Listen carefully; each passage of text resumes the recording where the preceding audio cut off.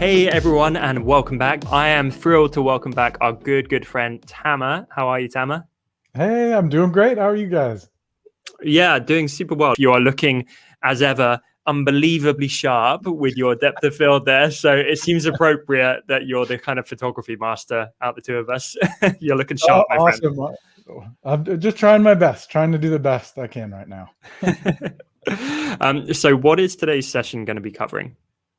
So the plan for today is for me to go over some basic Lightroom editing tips, how to use presets, and how to even create your own presets. So Amazing. I'll be focusing on the develop module in Lightroom. It's got a few modules in there, but that's what we'll be focusing today. Incredible. Well, without further ado, would you like to dive right in? First, I'm just going to start off with a quick presentation, just again to kind of go over at a high level what I'll be reviewing today, and then we'll dive right into Lightroom. So just or Lightroom, it'll just take a couple of seconds. So perfect. I will start the presentation. Again, hello, thanks to DC and thanks to the community. I'm just so delighted and excited to be here again, talking to everybody. So thank you again for having me. I'm really excited to be here. Always a pleasure. Thanks, my friend. And I always want to mention this for anybody who's new. My goal with these sessions is always to try to make them as helpful and informative as possible. So if you have any questions, if you see anything I'm doing on the screen, I always want to make sure to say, just ask me. I'm happy to help, and I'm here to help you. So please ask me anything you want to know, and I'll do everything I can to help. And I will let you know if I don't know something as well. So our goal today, like I was just mentioning, was learning how to transform your photos using Adobe Lightroom and how to use and create presets, which you can think of presets as filters if you're kind of coming from the Instagram world or the social media world. They're basically filters, ways to, with one click or a tap, to improve your photos and the way they look. So as an example here, I've got an image on the left that's just, a basic photo or a mock-up that is fairly flat, is what you call it, kind of in terms of how contrasty or how saturated the colors are. And, with a click with a preset, you can create a much more eye-catching, contrasty look. And then you can take it even further and create, this. You can see on the right, this image has got a slightly redder tint. The one in the middle's got more of a blue-green type tint. So you can create a lot of different looks, which can help you establish a look for your brand or for your art style and help keep it consistent. So presets are great for that. And Lightroom as an editing tool is amazing. They keep improving on it, and it keeps getting closer and closer to being able to do a lot of what Photoshop does. Photoshop is far more comprehensive, but Lightroom can do probably more than you may realize.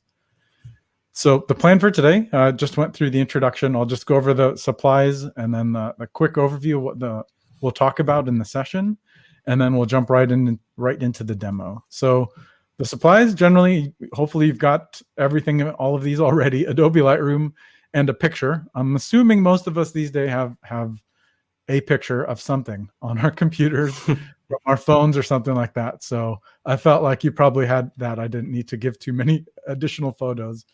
And then Lightroom presets. There is a freebie that we gave out. So the freebie is basically one preset from every one of the new packs that I just released. So it'll give you kind of an opportunity to taste test them and play around with them and see what you can do with them. So what we're going to go over today, I'll go for the beginners. I'll do a very, very fast overview of Lightroom, the basic interface, and kind of where you are when you get started with it. And so I won't spend too much time on that, but I definitely would love to come back and give a more in-depth review, just to go over all of the helpful tips and tools that are in there. And then we're going to spend most of our time in the develop module. So I'll show you what a preset can do, and then I'll kind of walk you through how I would edit a photo in Lightroom, and then show you how you might save the settings that we come up with in the edit as a preset so that you can use it again in the future.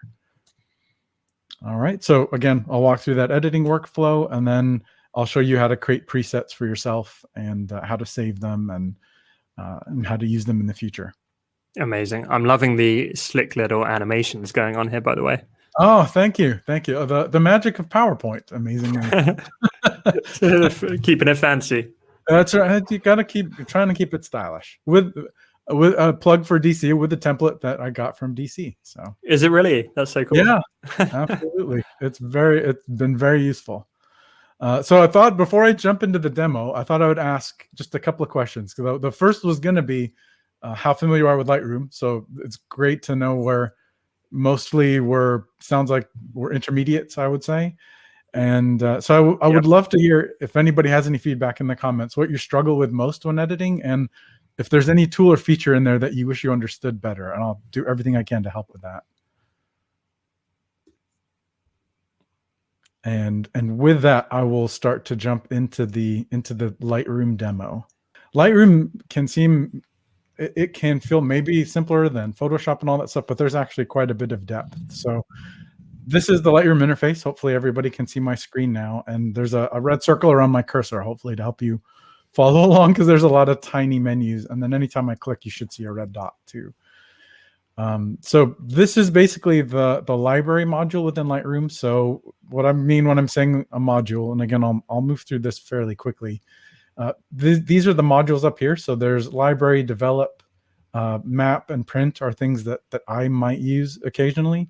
There are more modules. If you right click here, you'll see there are a few others as well. I don't use them, so I have them unchecked just to kind of keep streamline the interface that I'm dealing with on a regular basis. So within the library module here, you'll see your images in the middle. There's what I would consider a navigator here on the side for finding your folders with all of your images, collections you've created. I'd be happy to come back and explain that at another time, because there's a lot of power in collections and smart collections, and then publish services as well. And then on the right side of the screen, you'll have some quick develop options. So if I select a photo, it'll give me some options to do some quick development changes, which I'll get into in more detail in the develop module. And then, options for doing keywording, keyword lists, adding and updating metadata. So you can see this picture. If I click on this nature one, you can see I took it you'll see the camera. All of this information gets embedded with the image when you take it. So it can be it's a great resource for just keeping track of the information from when you took the photo. And then the comments are at the bottom as well. So it's amazing. Okay, so I'm going to jump into the develop module now and get into more detail about the develop module. So this is where we'll live when we talk about presets. And another menu that I have currently hidden is at the bottom here, and you can see kind of a film strip of your images. So I'm going to slide over to this one to kind of show just a quick example of what the presets can do for you really quick. So this is a basic photo of some artwork, and Lightroom isn't just for landscape, nature, or architecture, people photography. You can use it for art. I use it for art all the time. So if I look at the left side of the screen, again, I'm in the develop module. The left side of the screen will have my presets and like a history of my edits. Snapshots is a relatively new functionality. And then a navigator, which will like show you your picture as you make changes, like as a small view as well. So if I click on the presets and just hover over one, you can see that just immediately upon hovering over it, I've already got a change to the way the image looks. And this is where a lot of the power is I can really quickly click on this, and I've just edited my photo and created a new and different look. And so as you scroll through, and these are some of the presets that are in the pack, the packs that I just released, you can create different tints for images. They can be of like, here's a slightly faded with a blue tint. It's got a vignette around the edges. And with just one click, I can modify or edit my photo to adopt this look. And this is where it can be really helpful in maintaining consistency across your brand. If you start with the same preset or a few presets that are similar, you can always maintain a similar look with your edits when you're publishing photos or putting them on social media or anything like that. And you see how everyone is just a little bit different. It may have a little different tint. I broke these presets into a base version of the preset, a stronger version with more contrast, and then a vintage one that might have some grain applied and be a little bit more faded, just to give 3 options. But again, this is the power of the presets, is that I can come in with a fairly flat image, and with one click, I can say, okay, that's what I'm looking for. I'm done, or I can just tweak this in a little way using the settings, which I'll come to next. Incredible. So, it's amazing what a transformation it can make, actually. Yeah, it really is, and you can get some very far out looks as well with these. That like every one of these, like even if you just look at the pen cap, this one that I picked, in a different look, the pen cap will be more or less saturated, it'll be darker or lighter. So there's a lot of power with what you can do with Lightroom, number one, and then with presets, and that can save you a lot of time in the future from having to re-edit the same way manually each and every time. So with that, hopefully that kind of explains the power of using presets and kind of finding some favorite looks. I'll now jump into, like, I'll give you a quick overview of the tools that are in Lightroom, and then I'll kind of show you how I might start editing a couple of photos, and hopefully that'll be some useful information for everybody to see, and we'll go over some tips and tricks in here too. So Perfect. starting out with just the interface. Sorry, Tom. Yeah, I was just saying perfect. I'm excited. Oh, awesome. So again, starting with the interface, I've got the panel with the presets and my history on the left. And this right panel is really where you're going to be managing most of the edits. And the way I've heard they've structured Lightroom is to kind of follow a top-down approach.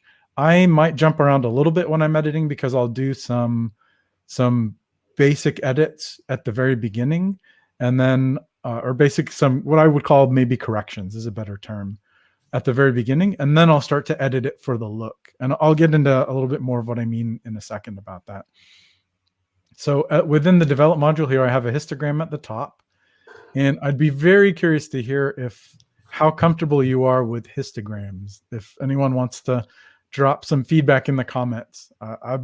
Histograms can be one of your best friends when editing a photo because they tell you a lot about what you're dealing with in the picture that you've got up on the screen. So if I'm just going to push to the right or left on my keyboard, and that'll cycle through my pictures, you can see how the histogram changes with each image depending on like what the image is showing and what the colors and the luminosity of the image are. And if I undo my preset, you'll see that the histogram will change. Oh, I'm sorry, it's going to back up.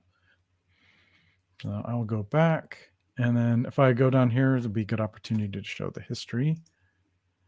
If I just go back here to my virtual copy, you can see that's my original, and you see how the preset caused the histogram to change. So just think of simply the histogram just shows you like where the light is in your photo. So you can see this image is pretty flat.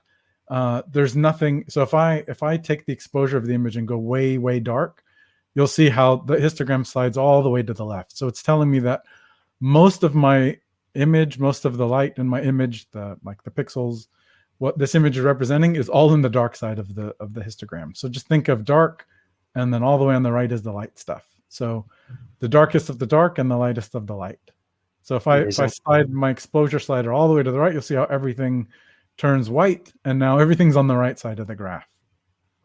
So really, that's all the histogram is telling you. So it can seem intimidating with all the colors and everything that's in there, but it's a fairly simple concept. And one handy thing to be aware of as I'm throwing these, moving through these sliders, if you see when I hover over every one, pay attention to the histogram, and you'll see that the histogram will light up a little bit to show me what is being edited with this slider. So the highlights are going to focus more on the brighter areas of the picture.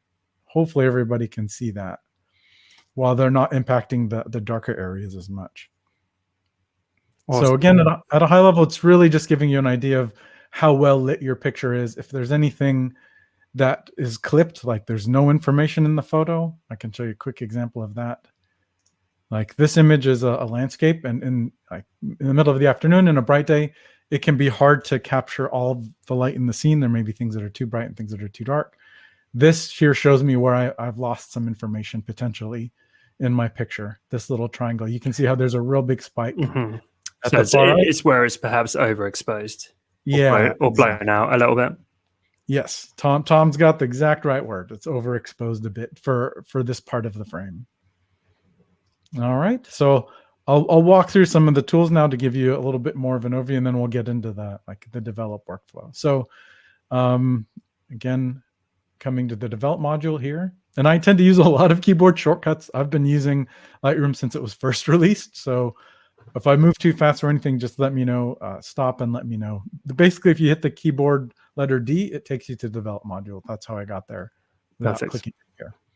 So within the develop module, again, we just went over the histogram a little bit. This item here is the like crop tool. So if I want to crop the image, I can rotate it by just grabbing onto the left or right. Or I can crop it by grabbing a handle and moving the handle around. And one really useful tip with Lightroom is don't forget your modifier keys. Like, what do I mean by that? The Option key on Mac, Command key on Mac, I think it would be Control and Alt on Windows. So if I hold the Alt key down, then it'll just crop towards the center. So if I've already kind of found a composition that I like, and I just want to shift it around without having to pull every corner around, that's one quick tip, is to remember the Option key will help you crop around in this module. So this is the crop tool. This is the spot correction tool. So if I click here and I'm going to zoom into the picture, I'm going to hold the space bar down, and that's going to give me my magnifying glass. Or I can click up here to zoom way in. So let's say I don't like one of these spots. I can just hover over the spot and Lightroom will do an automatic quick replace to try to fix it on its own. So you can kind of see the before and after. Okay, so that's the spot correction tool. This is the red eye tool. I don't use this personally as much just because I don't do as many pictures of people, but this you could use to remove red eye from photos. This is a gradient tool, so it will simulate an ND gradient filter from a camera or from that you might use external to a camera. And just at a high level, what that is like you can see in this image, the bottom is a little bit darker than the top. That's because when I took this picture, the lights were all on this side of the paper. So if I wanted to apply, like try to create a way of balancing that out, an ND filter will create a graduated effect to the photo. So if I hold my button here, you'll see a plus sign start to develop, or you'll see the filter start to develop. If I hold shift, it'll keep it in a straight line. And then as I go down, it will make that. This is the transition zone. So if I exaggerate it and pull the exposure way down, you see how just the top is getting darker and nothing here is changing. So now as I drag this down, the transition becomes smoother. And if I double click on any of these, it just returns it to the 0 position. And if I have a bunch of sliders, here's another quick tip. If I hold Option and double click reset, they all end up right back to their home position. So I can use this ND filter to change the color of one part of the picture, like the tint. I can change exposure contrast. Any of these editing handles, I can change with the ND filter as well. And then to remove it, if I don't want it, I just click on that dot and click delete. And in a puff of smoke, it vanishes. Tamer, so you said you've used Lightroom since it first came out. How many years is that? I want to say, I think at least 10 or 11, maybe 12 years, something like that. Wow. It's a good stint. Yeah. I'm sorry, sir. Go ahead. Yeah, just saying that's a good period of time, over a decade of experience. Yeah, I've been using it for a long time. That's why I say if I go too fast, just let me know. This is Lightroom Classic. So you can see at the top here, I'm using Lightroom Classic. And I've not honestly used CC that much just because it's all cloud-based. And I've found, because I use Lightroom, like if I go to the library module real quick and show my folders, if you look at the numbers here, these are how many pictures I'm managing in Lightroom. So this is 195 that I used to make prints. Calligraphy, I have 13,000. Photography, I have 35,000.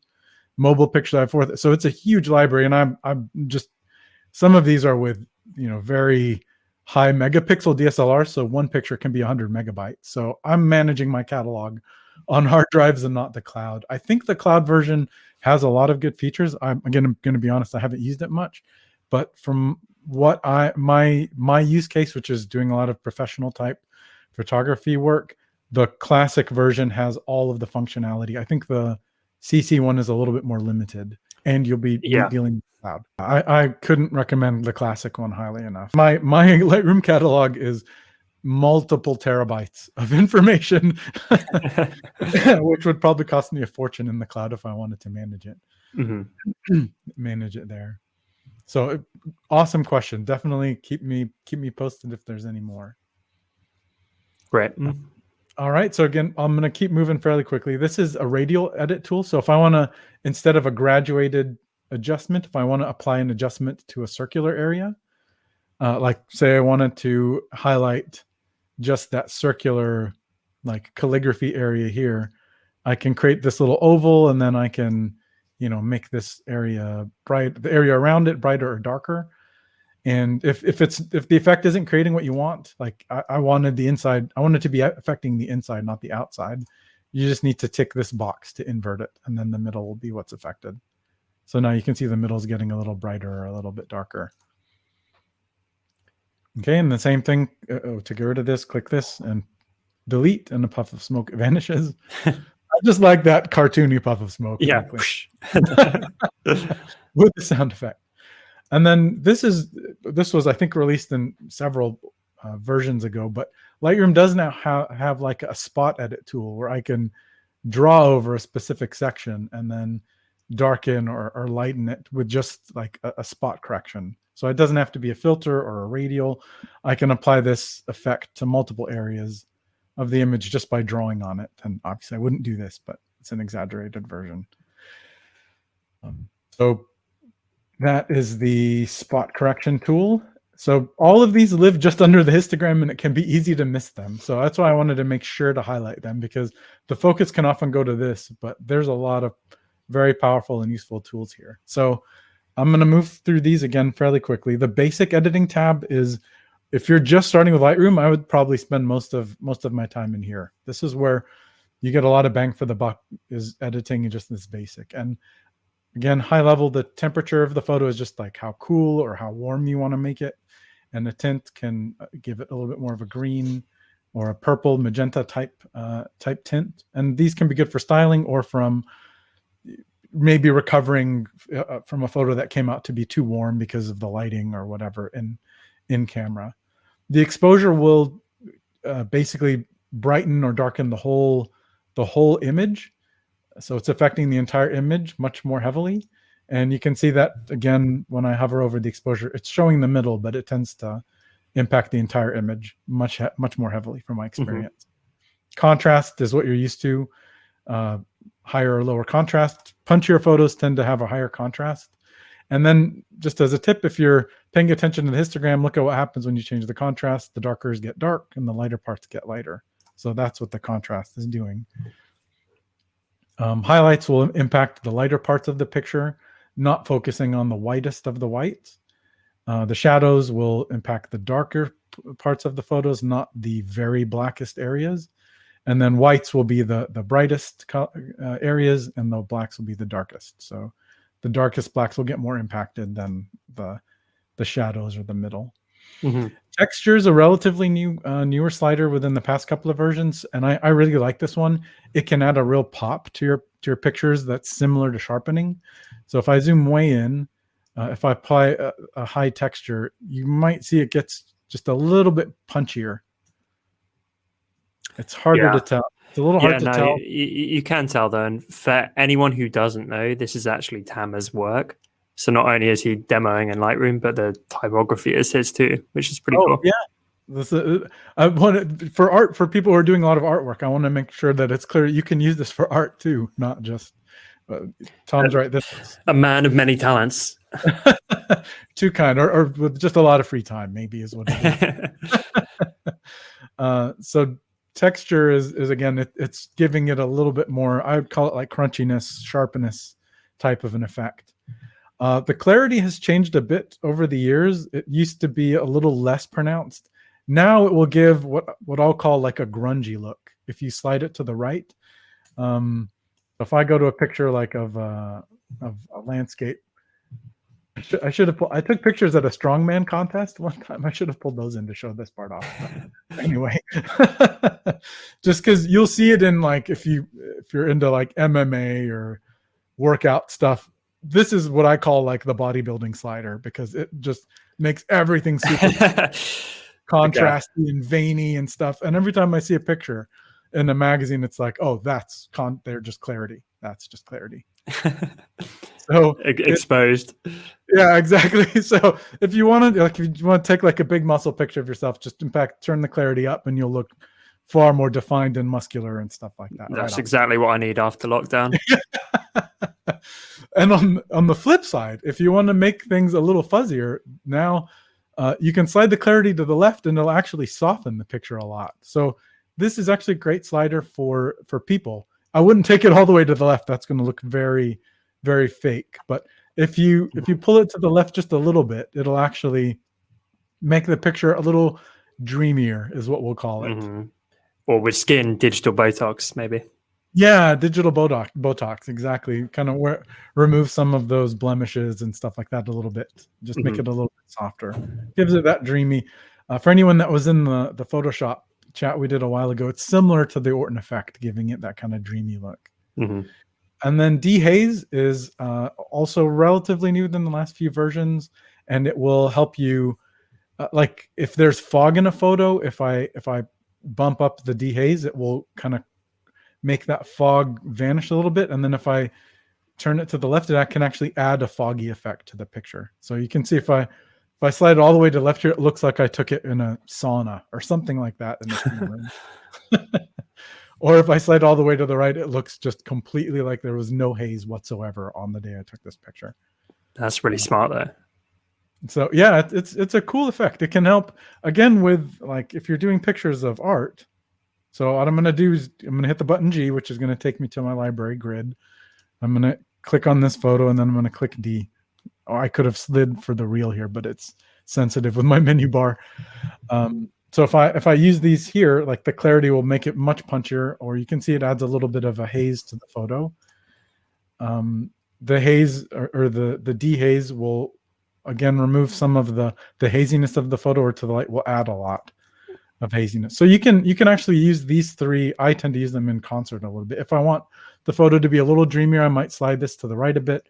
I usually use a fair amount of texture, and then I might bump up the dehaze a little bit just to give it that contrast back again. Amazing. So yeah, using them together, you're saying? Yeah, exactly. So vibrance will tend to increase the saturation of the least saturated parts of your picture. So if I go to a picture like this, if I increase the vibrance, you'll see it's focusing on the blues and not really so much these oranges. And then the saturation will increase the saturation of the most saturated stuff. You see it's really pumping up the oranges in the middle. Okay, sorry. I went to the grid module. So excuse me, sliding back through more of these. No, I wanted to focus on this more for the beginners. So if I go back to the tone curve now as the next menu item, this is similar to curves in Photoshop, and it gives you an opportunity to adjust the photo using the curves basically. So I can put points onto this curve and create an S curve to get a more contrasty photo. And there are also, it's good to note, there are also some options here which will give you like a base, medium contrast, or a strong contrast just by selecting from that. From this menu item. And then you can even adjust specific color ranges. And in the latest versions, they've actually shown you, as I move this, what tint is going to get applied as I drag the slider in each direction. So that's a very handy new feature. Nice. With curves. HSL color will basically let me change the hue, saturation, or luminance for any individual color in the photo. And this can be cool for like editing photos and applying presets and stuff like that as well. So again, hue is the color of an item. So if I go back to a more colorful photo, let me go back to the landscapes. This one. So if I want to change the greens in the photo, you see how the greens are becoming more yellow as I slide that to the right. That's the hue. So that's changing the color. The saturation will individually change the saturation of a specific part. So I can desaturate the greens, or I can oversaturate them. And then the luminance will change how bright or dark they are. So if I drag them to the left, it's darker. To the right, they get brighter. So that's the hue, saturation, luminance. And then in the newer versions of Lightroom, you can also do I think they replaced the split toning with this color grading, which is cool because they added the midtones now. And basically what this does at a high level is it lets you just adjust specific areas. Like if I want to create a unique, maybe fashiony kind of look, I could turn the darkest parts. This is the shadow area to the blue side, and then maybe make the brighter parts of the image more orangey. So you can see that kind of gives you a unique filter application just straight off the bat by changing a couple of the color grading tools here. Tamer, would you agree that most people don't realize quite how powerful Lightroom is? And they're probably using like less than 10% of the functionality. I would definitely agree with that. I think from the number of people that I interact with, especially in the creative world, when I find out people aren't using Lightroom, I'm sometimes shocked just because it does so much. Like I'm showing you the develop module. I manage 50,000 pictures just with this product too, right? In the library module. And it keeps things organized. It's literally my home base for everything I do with pictures. So I would definitely agree with that. There's so much that you can. And I'll share a quick tip here too with the color grading. So if you remember, I mentioned don't forget your modifier keys. If I pull this, like say I pull the slider down, and now if I hold the option key, the command key, you'll see that it's going to lock me into that amount of saturation and just move it in a wheel around that. So just locking it in so that I can get a slightly finer control of what tint I'm moving to just with that level of saturation. And then if I hold the shift key, it'll just move it along a line to show that saturation. So those two keys, the command and shift, can be really handy for just getting the tweak at that specific color range that you're looking into, or to find like a specific color range that's not too saturated or very saturated without having to drag the circle all over the place manually. All right. The detail is your sharpening tab. So if you want to add like a crispness to the picture, this is where you can add sharpening. And like I'll tend to, for a landscape type photo or even like a photo of artwork, I'll tend to go my golden rule or golden setting is 80 for sharpening is where I'll start off, and then 75 for detail. And that's just applying more detail or more sharpening to more parts of the picture. Basically, you wouldn't want that, for example, if you're dealing with skin tones and stuff like that. I may not want to sharpen every freckle or something like that. I may just want to sharpen like the more broader details and maybe apply less sharpening. But for landscapes and artwork, I'll generally go pretty high. A quick tip for this module, if you're not aware. So the masking will mask how much of the image is getting sharpened. And it's hard to visualize that just with this. Again, if I use my modifier tool and hold option down, it will show me what is getting sharpened as I slide this over. I didn't know. So that's really handy because I mean, even with the landscape, I might not want this water to be as sharp.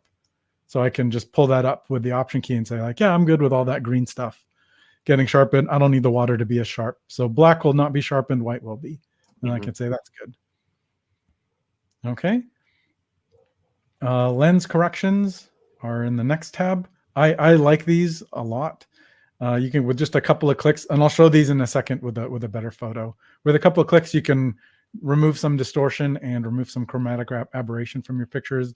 Chromatic aberration is that like usually a purpley or maybe teal fringe that will show up in some of the most contrasty spots of a photo. It's not as pronounced here, but these two clicks will generally remove that pretty well, and then you can make some manual adjustments as well. The transform window will let you adjust the image, like say you were skewed a little bit, and I'll show this again as well in a second, but I can skew the image vertically. This way, if it was like if I didn't like the angle that I shot it at, or horizontally, and apply some other transformations, like scale it up or down. Can do that within this transform. Effect, I use the effect a lot to add a vignette. So a vignette is how light or like a kind of a darker or a lighter effect to the border of the image, which tends to bring the focus more into the middle. which is usually where you want people to kind of look and prioritize first. Mm-hmm. A quick tip here is I'll use the feather a lot too, just so that it's not as dark on the edges. So I'll usually go maybe 65, 75 to feather it out. So it's not, you can maybe tell a little bit of difference there, so that it's not as drastic. Again, I'll just double click everything to bring it back to where it was. And the last thing, this can be something that maybe a lot of people will look over, but there are some interesting options here. The calibration can let you like adjust elements of the photo based on like how it was taken. So I can like just adjust some. It's similar to the HSL sliders, but this is more dealing with like the raw image itself.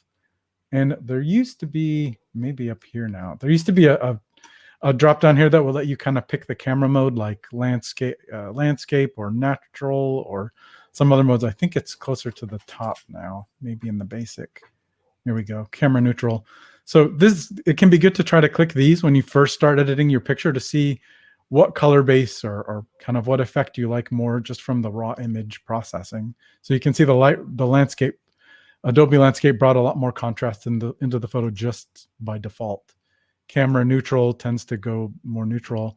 Me personally, I tend to start with more neutral settings. That's why camera neutral is selected, because I want as much information in the photo as I can get when I start, so that I'm applying the edits that I want, not an automated edit, which is what the landscape will sometimes do. So I tend to go between camera neutral and camera standard mostly. You'll see these other ones. So that's a quick overview of all of the develop panels. Cool. So my reflex is always so a couple of quick tips just in the navigating. One thing I wanted to mention here too is you can do a black and white conversion too, just by clicking here. And one thing that can, like, you can, some people might think is, oh, to do black and white, I'll just desaturate it all the way. Using the black and white tool actually gives you a lot more power, because I can then slide down to the HSL thing, or it's called black and white now. And then this will let me, again, control the tones in the picture a lot more, like fine tune them a lot more specifically. So I can make the greens specifically lighter or darker, or the blues in the picture, or the purples. There's not a lot of purple in this picture. But you can see it really lets me target specific aspects of the photo as opposed to making broad adjustments to overall luminosity. So that's another tip. So what I'll do now is kind of walk through how I might like approach editing a couple of photos. So I'm going to start with this one because this one is by far the most distorted and the most warped. And one thing that if you start to get overwhelmed by all the menus here, you can right click on here and click solo mode. And this helps especially if you're using a small monitor. And what solo mode will do, it will automatically let only one menu item or one menu area be open at a time. So if I click on HSL color, it closes basic and opens HSL color. So it can just help you maybe stay organized and maybe not get as overwhelmed with all the menus here. But moving through, a quick edit. So the first thing I see in this image, and this is what I was talking about when I say I would focus on corrections first, is it's distorted, right? You can see I took this with a wide lens.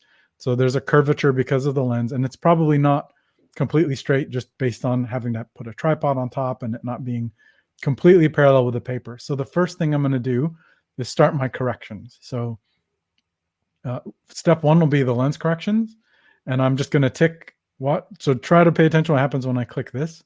Enable the profile correction. You see it immediately got a little flatter. Yeah. So that's Lightroom recognizing the camera I used and the lens that I was using and automatically applying some default corrections based on the lens. That's really helpful. That's clever. Yeah. So that's the power of the metadata. And then clicking here on remove the chromatic aberration. I've never noticed that this really does anything terrible to a picture, but it will remove some of that fringe if it's there. So I've removed the chromatic aberration and the profile correction now, but the camera may have been tilted a little bit. So I'm going to go to transform, and this is a really handy tool rather than trying to adjust with these individual sliders.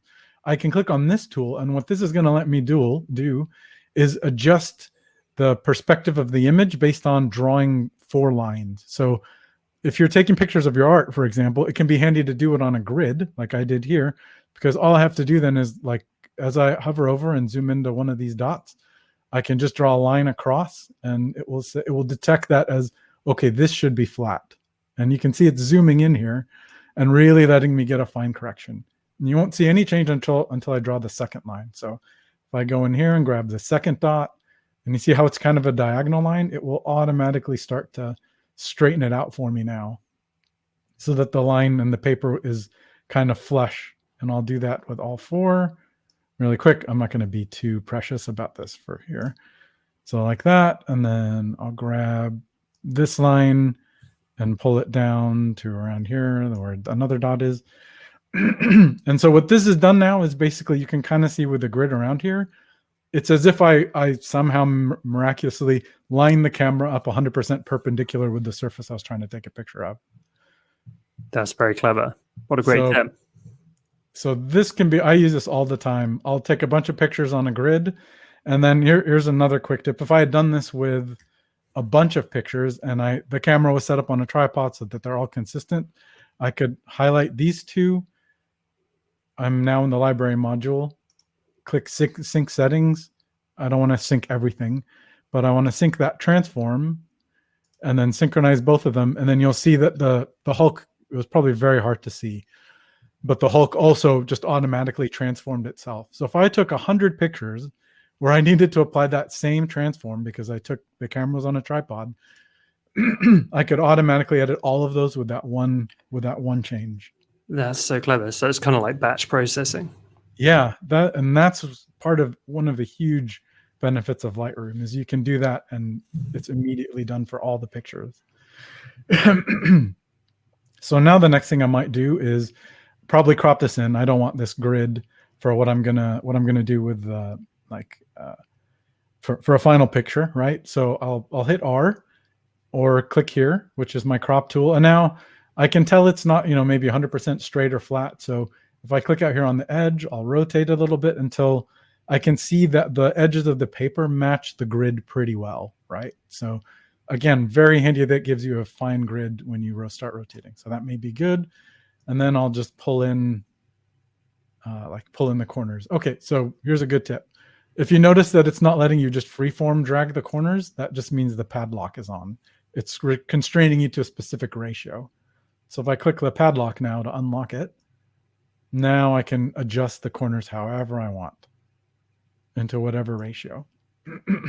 So now you can see it. Now I've got a starting point for beginning my edits, right? So now I could edit this into like a nice final image using presets and stuff like that. Like I could start applying these presets and start seeing what look results and see if I'm happy with it. And now I've got a final image, and I could then, similar to what I did before, apply that preset to 100, 200, 1,000 images as well. So one helpful tip. So now that I've applied corrections, and again, another thing that I would do is considered a correction would be a spot removal, right? If I wasn't happy with a spot that was in the picture, I would zoom in and okay, I didn't like that one, so I would remove that. I would do all of these basic edits. I would try to even things out with the graduated filter that I showed before I start editing the picture for like a look or for beauty, we can call it. So corrections first, and then like beauty and looks afterwards. So now if I'm going to start editing a photo, and I'm going to transition to this one because it's a little bit more of a finished look. And I'll just skip the gradient filter and all of that stuff for now, just because we've gone over it. So now that I've got a good picture, the first thing that I might think of is, what am I going to use this picture for? If I'm using it for Instagram, this image is not sized right for Instagram. So I may further work on the crop, right? So that I at least get the image framed the way I want. And what's handy here is Lightroom has some default crop options. So this one will say original. It's the original image as it was taken. Instagram for a photo will give you a max 4:5 or 8:10 type crop. So I can just click this from the menu, or I can set my own crops in here. And then if I click this, now it'll crop it to 4:5. And if I it will automatically put the padlock on. Now I'm constrained to 4:5. So no matter how I adjust this, I'll know that I'm within the right ratio for Instagram. So now I can just frame the picture however I want for Instagram. And let's say I'm happy with that. So now I'm going to get to the part about editing. So this can be just a good point to as well kind of think about, what do you want your look to be? There's no right way to edit a photo. I mean, I could say if I pulled the exposure up here, that's probably the wrong way to edit it. But technically, there's no right way or wrong way to edit a photo. It's what look you're going for. Me, I tend to like more punchy looks a lot of the time, contrasty looks. So I'm going to tend to edit my photos that way. So the first thing I'm going to do is start looking at my histogram and just kind of looking at what, where it is contrasty wise. I don't see that I have any blacks clipped or anything like that. So I have some room in the blacks. There's a little bit of stuff clipped in the whites, but that's like, again, if I hover over here or click it, what's clipped is this red circle here. It's going to highlight whatever is clipped using that bright red, if you can see. And clipped just means there's no information there. There's no, like, you won't be able to pull detail out of that at all. And that for a piece of white ink, I'm fine. I'm fine with that. So I might leave the exposure where it is. Maybe I'll make it more contrasty.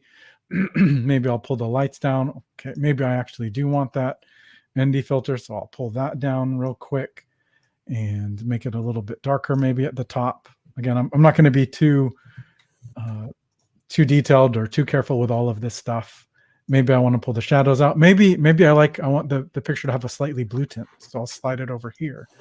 the temperature to give it a bit of a blue tint, and then make the blacks darker so that it's more contrasty. So now I've fiddled with a few sliders, and you can already tell like the difference that we've made just by making these changes. And I'll usually pull the texture up a bit. I'll pull the clarity up a bit potentially. I may or may not do something with the dehaze, but let's say I do. So you can see we've come from here.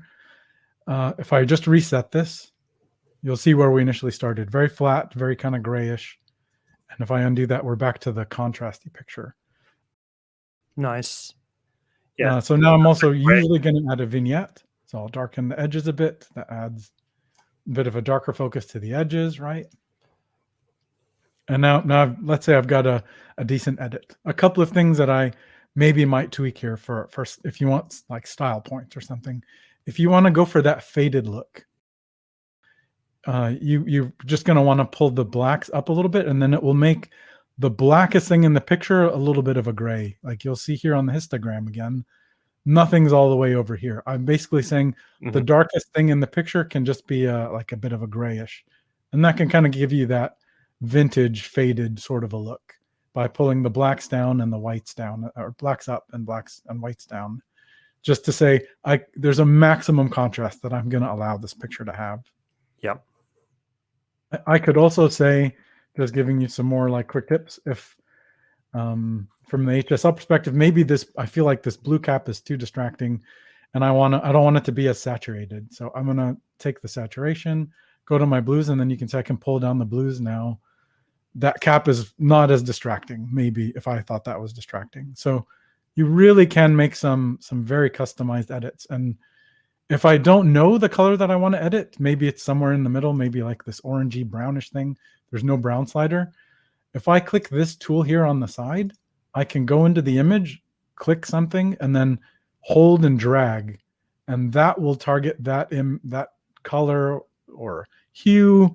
It will change the saturation, the hue, luminance for that specific color that I've targeted. Hopefully that's a great hack. I've never seen anyone do that. Yeah. So if you don't know automatically what to pick, this tool, which shows up in lots of the tools, like here it's in that transform, not in the lens corrections, not in the detail, but like the tone curve, it's here. I can pick a specific tone. Like if I want this white to be darker or whiter, I can pick that tone. And if you look at the curve on the right side of the screen, I can't slide my mouse over there because I'm controlling. You'll see it's put a dot and it's moving that part of the curve specifically. So that's very helpful. So I've got 3 minutes left. I'm happy to go over if anybody wants, but now let's say I've got this look that I'm super amazed at, and I adjusted my curve and did a super cool S curve and did all sorts of fun stuff. And I don't want to have to repeat this every single time. This is where the presets come in, and this is how you can create your own. If I just click here in my presets module, I can create a preset. Now you're going to pick a name. So we're going to call this awesome DC preset. And then you can put it in a group. So this is how I can put it in a group. Like I added the filters to my collection. Or I can create a new group and say awesome DC presets. Okay, and that'll create a new group for them at the top here. And then the key in this module is to select only the things that you want the preset to control. And what do I mean by that? What I showed you a second ago when I transformed that circle calligraphy piece of work on the Hulk, I don't always want to transform my pictures, most likely. I'm not always going to have that skew. Mostly what I want to do with a preset is just apply a specific look, right? Like color and tone and maybe sharpening and stuff, dehaze and all of that stuff. So I'm usually not going to tick transform. I'm usually personally not going to tick exposure, or mostly exposure. Maybe I'll use the contrast because every picture is going to generally be a little brighter, a little bit darker, and you want to manually adjust the exposure and then let the preset do the coloring and all of the rest of the settings. That's not a hard and fast rule, but that's generally how I would treat them. So the easiest way is just to check all of them. And then I'll always just check, uncheck transform, and then probably exposure as well. You may want to undo the white balance because you may want to set your own white balance each time, but this can be a cool way to apply a specific look, like that blue tint that I added to this picture. Mm-hmm. Right? So now if I can create this awesome DC preset, and then if I collapse my preset modules, hopefully Lightroom doesn't mess up on me. There we go. There's our awesome DC preset. So if I reset my picture, right, to where we were, and now I click on awesome DC preset, it's taking a second to spin up my hard drives unfortunately. But you can see here is basically the edit that we just made just with one click. That's amazing. Yeah, and then last tidbit in my last minute is, once I've done this to one picture, again, remember I can select any of these pictures and then sync the settings. And I don't want the transform, don't need the crops, so all of these are good. And then I can synchronize, and every single one of them now gets that preset. And the preset may not work for every one of them, but if I use the same lighting, same scene for a bunch of different pictures, that could be a really fast way to edit all of them in a second, right? Incredible. Thank you so much, Tamer. My pleasure. That was packed full of tips and value. And I'm gonna share one more because this comes in handy for me, and I didn't know how to do it until recently. So, or like probably within the past couple of years. So sometimes you may get a photo and you may want to, let's say you want to invert it, right? That's something we can all do with Photoshop with Control-I or Command-I.